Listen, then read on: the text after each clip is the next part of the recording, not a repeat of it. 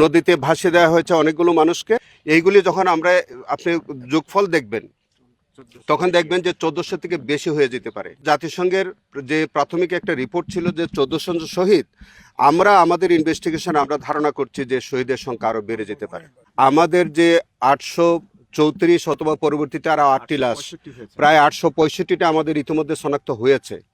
আর বাকি যেগুলো শনাক্ত হয়নি সেটার বিষয়ে আমরা এখন তদন্ত কাজ করছি।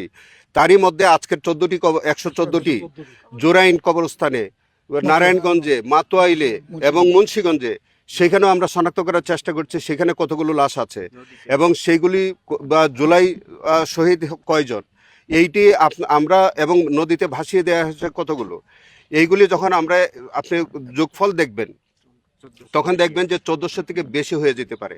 কিন্তু যেটা জাতিসংঘের যে প্রাথমিক একটা রিপোর্ট ছিল যে 1400 শহীদ, আমরা আমাদের ইনভেস্টিগেশন আমরা ধারণা করছি যে শহীদের সংখ্যা আরো বেড়ে যেতে পারে। নদীতে ভাসিয়ে দেওয়া হয়েছে অনেকগুলো মানুষকে। ওই হাসপাতাল কর্তৃপক্ষ, আবারও বলছি, সেই হাসপাতাল কর্তৃপক্ষ যারা ওই সাথে সংশ্লিষ্ট আছেন এবং যাদেরকে ভাসিয়ে দেওয়া হয়েছে এই বিষয়ে আমরা জোরালো তদন্ত কাজ চলছে। আপনারা শিগগিরই এটা জানতে পারবেন।